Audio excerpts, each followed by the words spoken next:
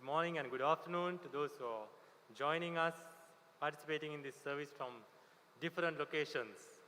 I would like to thank Juela and her team for leading us so beautifully at this service today, and also for our technical team handling the live streaming and other aspects, sound, everything. Also to our reporter, Auntie Muriel, for that wonderful news report from the KMC News Channel. Let us pray.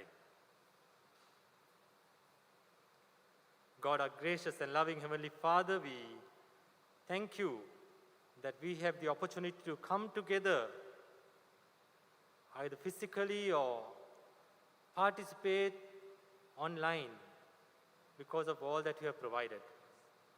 Father, as we look at the great news, the good news that brought great joy to many and continues to bring joy and hope to many, we pray for your presence among each and every one of us.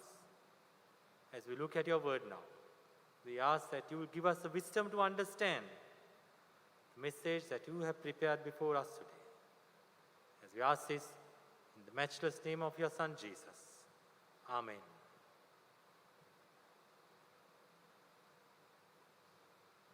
So can you tell me how many of us are here in this sanctuary at this moment?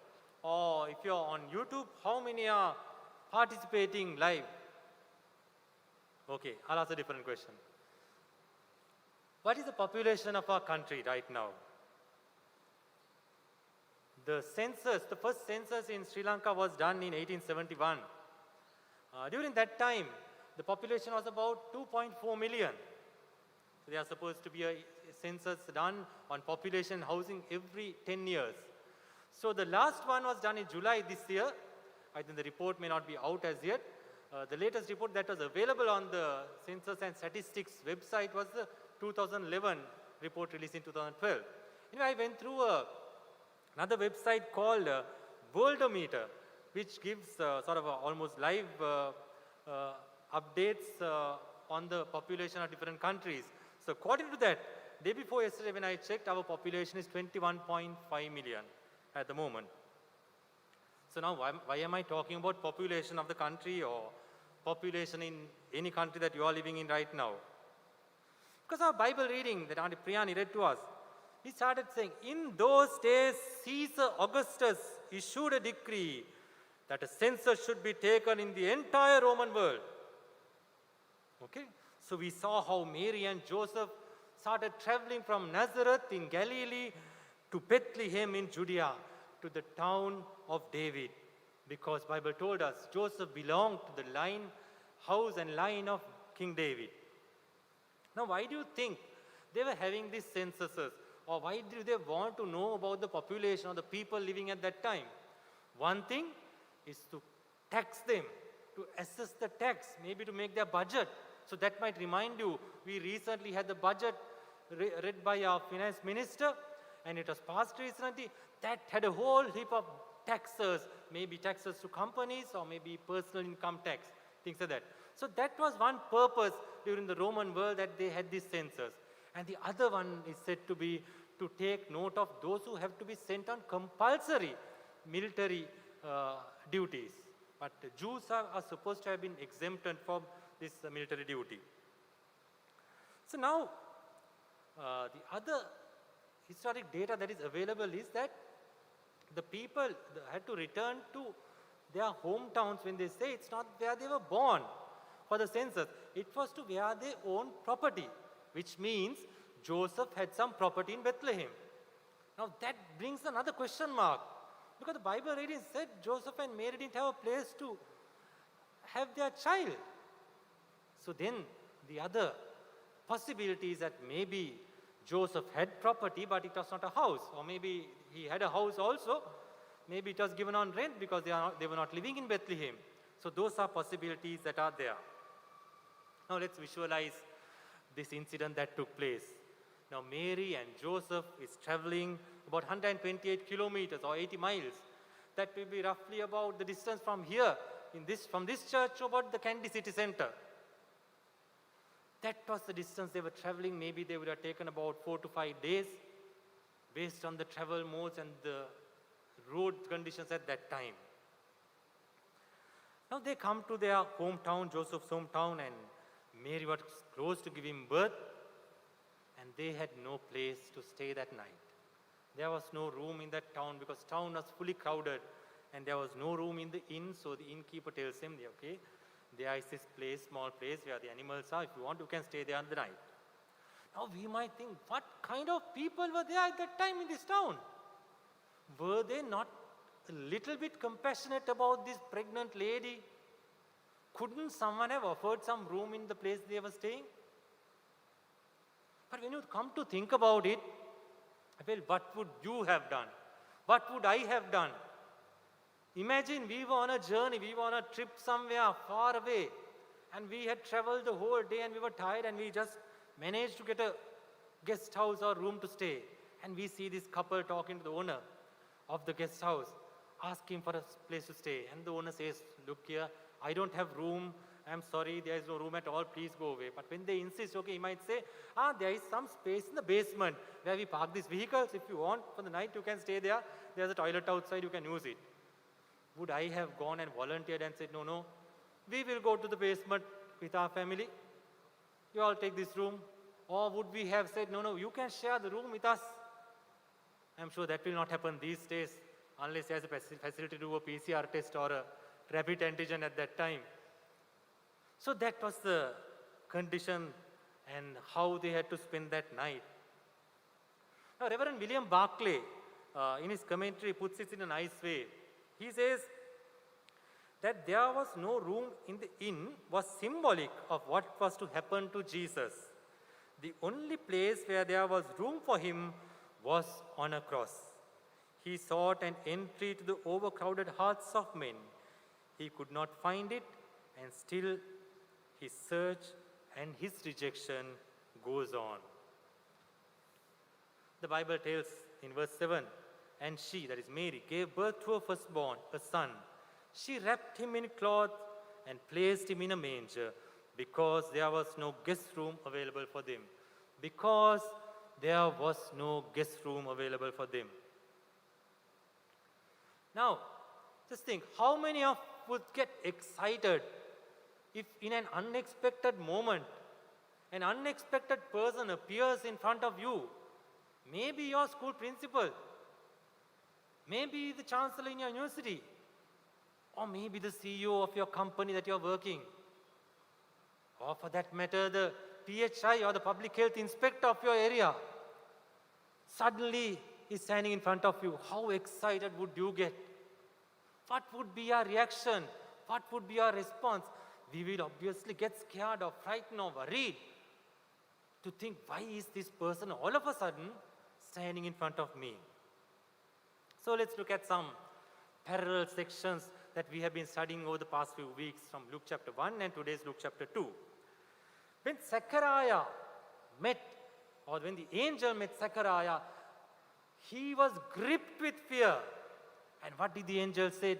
The angel said, do not be afraid, Zechariah. Your prayer has been answered. Then the incident that Mary faced, when she met the angel, she was greatly troubled. And what did the angel tell her? Do not be afraid, Mary. You have found favor with God. And in today's reading, we heard the shepherds were terrified. And what was the angel's response? The angel said, do not be afraid. I bring you good news that will cause great joy to all the people. So if I look at verse 8, and there were shepherds living out in the fields nearby, keeping watch over their flocks at night. Now, who are these shepherds? Shepherds during that time were considered as probably the most insignificant people or marginalized people. They were the marginalized or people that were looked down upon by the people who called themselves normal. They were considered unclean because they were not able to practice some other hand washing or other rituals that were prevalent at that time. Obviously, they were in the fields all day and all night looking after their flocks. So they were unable to wash their hands and clean their hands as the law required at that time. Just like we do sanitize our hands all the time.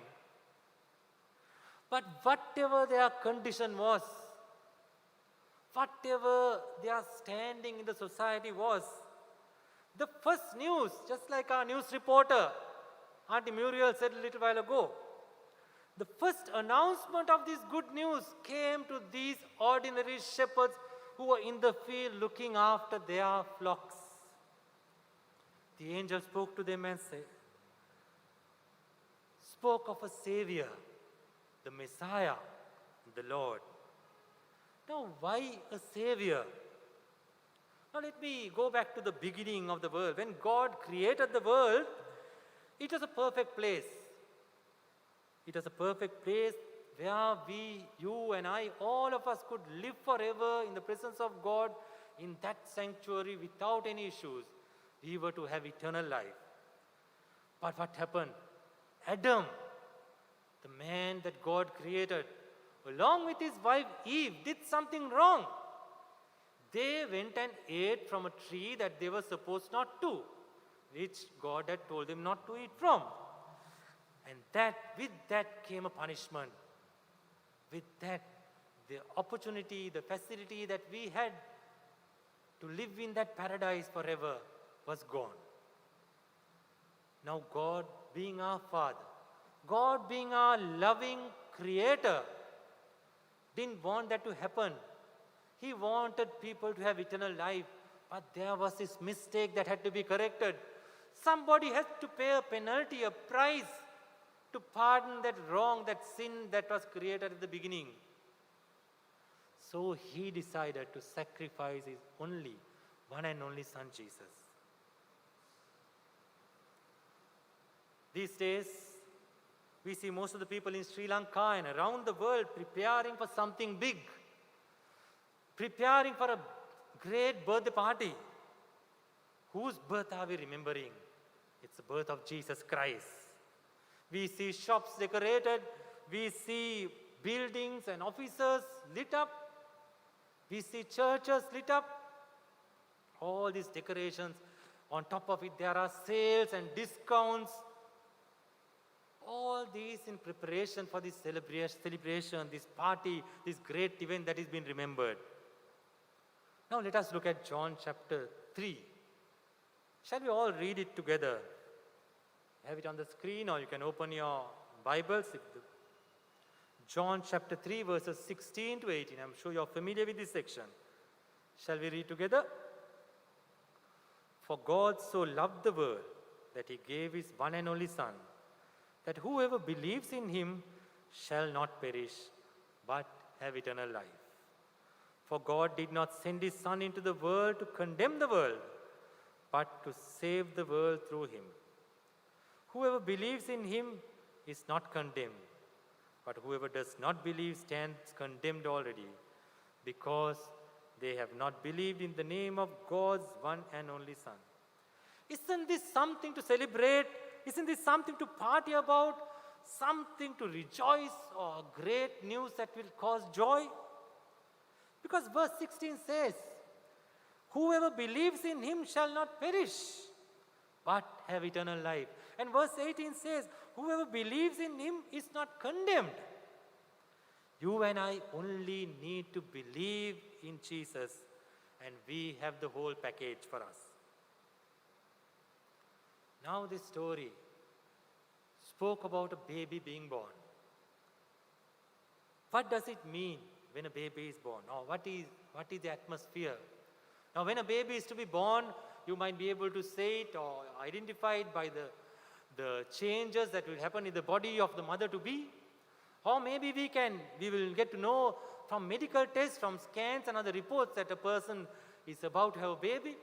And doctors are able to tell the exact date of a birth of a child, and also whether that child is going to be a girl or a boy. I think we will all agree the news of a baby going to be born is going to be a great news, a happy news, a good news. It is something to rejoice, something to be joyful about. Sometimes in the Asian culture, and especially in Sri Lanka, young couples might be used to this. When the relatives are very anxious, they come and ask, is there any good news for us? Because they are anxious more than the couple. Is there any good news for us? That's the common question that is asked from young married couples. So what did it mean then? In the Old Testament, if we go to Isaiah chapter 7, we are told, therefore the Lord himself will give you a sign. The virgin will conceive and give birth to a son and will call him Emmanuel. I will move to verse 9 in Isaiah. For us, chapter 9, verse 6. For us, a child is born. To us, a son is given. And the government will be on his shoulders. And he will be called Wonderful Counselor, Mighty God, Everlasting Father, Prince of Peace. So we today see how the birth of Christ was foretold. Then we saw the angel appearing and again telling about it. Angel spoke to the shepherds in the field and told them about the birth of Christ the Savior that was to come to them. This was something that everyone was looking forward to, as God had promised this centuries ago, that He will send a Savior to save the world. What was the shepherd's response? They were excited when they heard the news. They wanted to go and see what happened, and they said, let's go to Bethlehem and see what this thing that has happened. And they go there and they see Mary and Joseph in that stable. They see the baby in the manger. They were so full of energy, they were so excited, they were so happy. They go and spread the word about what they have heard and what they have seen, just as the angel had told them. And the people who heard this news, they heard what the shepherds said, were amazed. Let's see what happened here. The shepherds heard the news. They went and they believed it, and they went and saw, and they shared that great news with all the people. As we are on the sermon series of crisis and hope, what does hope mean to you? What does hope mean to me? Should I say confident expectancy? When we start doing something, we plan and do something, we will be expecting that it, or we will be hoping that it will turn out the way we expected. In general, my hope will not be the same hope that you have, and your hope may not be the same hope that I have. But each one's hope would be a hope for something better to happen, that something will be better than what it is now. Now, if I ask a person in the HR field, I don't know whether any of you are working in the HR field, about the staff turnovers these days. I think most of the companies, there's a huge staff turnover. People are leaving to find better jobs. People are leaving to find different jobs. This is even evident if you go to the passport office, which you see in the news, or the Foreign Employment Bureau. So many people trying to go overseas to find better placements. So the expectancy is to hope is to have something better than what we are having. But where does our hope come from? If I read you Psalm 39 verse 7, but now, Lord, what do I look for? My hope is in you. Our hope is in the Lord. Paul, writing to the Romans about Abraham, had this to say, against all hope, Abraham in hope believed and so became the father of many nations, just as it had been said to him. Let's look at the hope then and now. Mary and Joseph and the shepherds that we spoke of today lived in an era which was really, really bad. They were going through so much of suffering in the hands of the Roman rulers. But they were waiting with hope. They were waiting expectantly with the hope of a promised Savior to come, a promise that had been made centuries ago. Now you might want to ask me, isn't it the same now? Aren't we also in a similar situation right now in this country and in the world? Be it natural disasters like floods, landslides, or earthquakes, or tsunamis, or tornadoes like what happened recently, or wildfires, or volcanoes, or be it global issues like violence due to civil wars, or military takeovers of governments, or mass migration of people, religious persecution, child abuse, or child labor, forced labor, environmental destruction, and not to forget the COVID pandemic. How about local issues? Be it job losses, be it pay cuts or power cuts, be it leaks and explosions, or economic hardships coupled with ever-increasing inflation or prices of goods, or maybe public unrest and the inconvenience caused due to protest or work rule campaigns, and just announced yesterday a downgrading of the country's rating. It can be issues in our own homes, our own domestic issues. It may be financial issues. It may be relationship issues. It may be health concerns, educational issues, or employment issues that families are going through right now. And during this past 1.5 to 2 years, the depression levels, anxiety levels, and mental health issues, stress, so many things have come up which were not that prevalent. Yes, they all sound bad. They sound as if there is no hope. We cannot think of hope in a situation like that, a situation in which we are living right now. My friends, 2,000 years ago, the feeling of the people would have been the same. They may have felt the same way that you and I are feeling right now.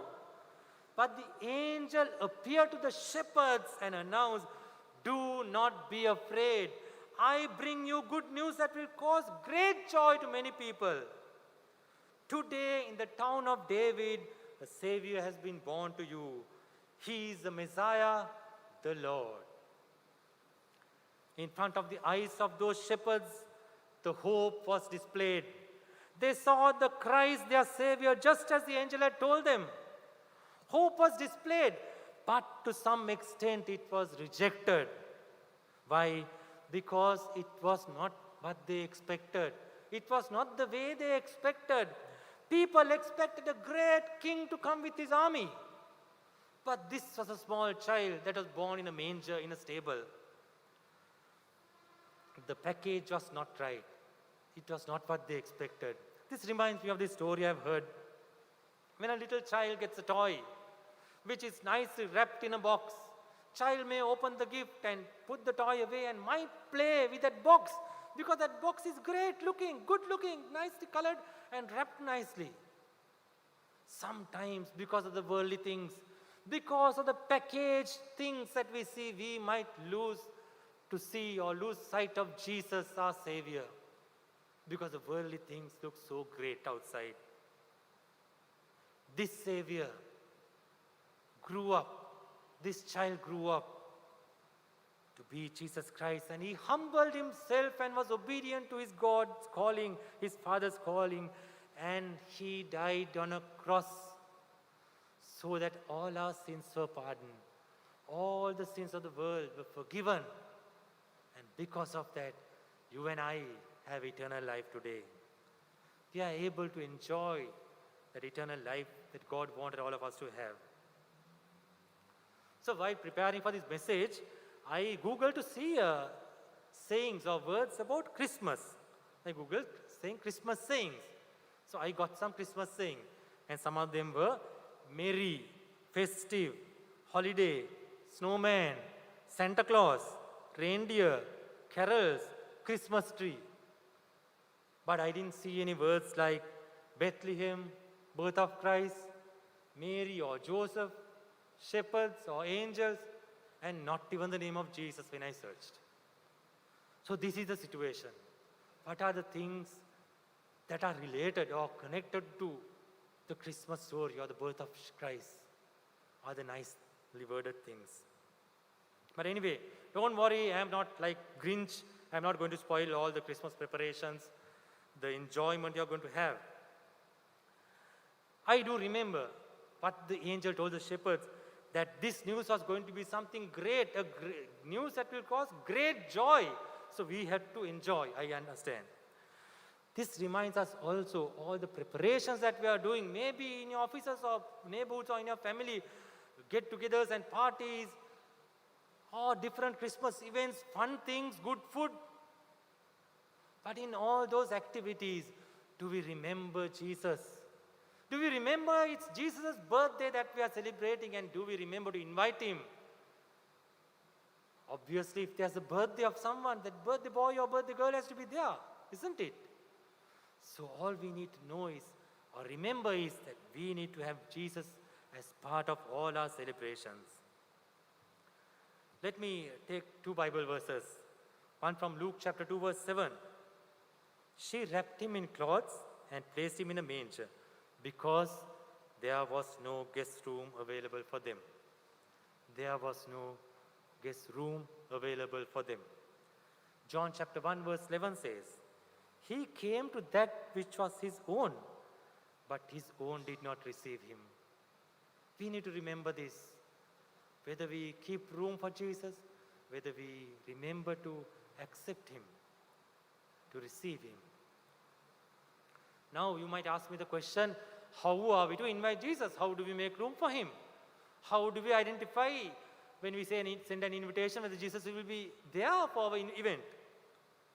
I will read you Matthew chapter 25, Jesus' parable about the goats and sheep.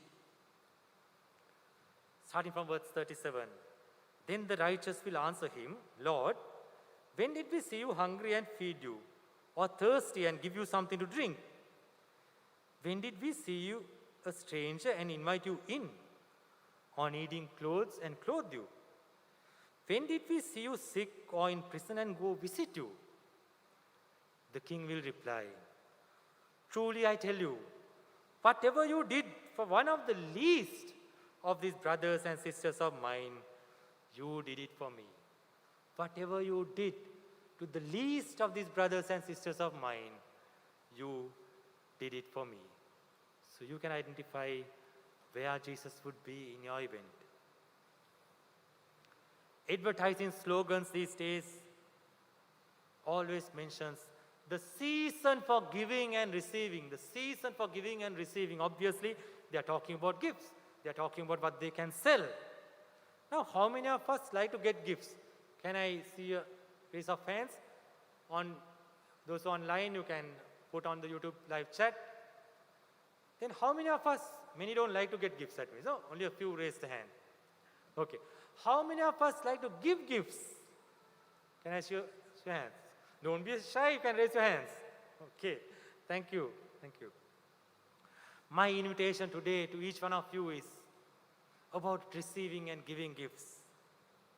To receive and share the gift of God, that is a hope that was displayed 2,000 years ago. If you have already received this gift, if you have received the gift of Jesus into your life, maybe you can share with someone who doesn't know about Jesus. Maybe someone who does not have that hope of salvation. The hope that was displayed to the shepherds 2,000 years ago. Next point. If you have not received this gift from God, all you need to do is believe in Jesus and invite Jesus into your life. Make room for Jesus in your heart. The hope that was displayed through the shepherds, that was done 2,000 years ago. Are we ready to share the same? Hope displayed. Can we share that hope with those who do not know? Let us pray.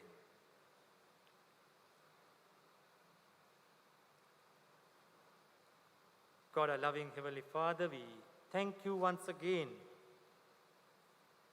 for sending your Son, Jesus Christ, to be our Savior. Thank you for the hope that you displayed through that event. You selected the marginalized people in the society. You selected to be born among the poorest of the poor. You displayed through that you understand the needs and the feelings and the requirements of the poorest of the poor. And we know that with your presence in our life, we have that hope. The hope of eternal life. A hope to enjoy life. The hope that has brought about the good news that would bring great joy to all the people. Father, at this moment we pray for all those participating in this service that they may be able to strengthen the belief they already have in you. And if anyone here present or present online has not received you, we pray that there will be room open in their hearts to receive you at this moment. Because we know that you are waiting. You are waiting, asking us to give that room, to make room. And we know that if we make room, you will be there with us. As we ask this in the matchless name of your Son, Jesus Christ, who was born in Bethlehem that night. Amen.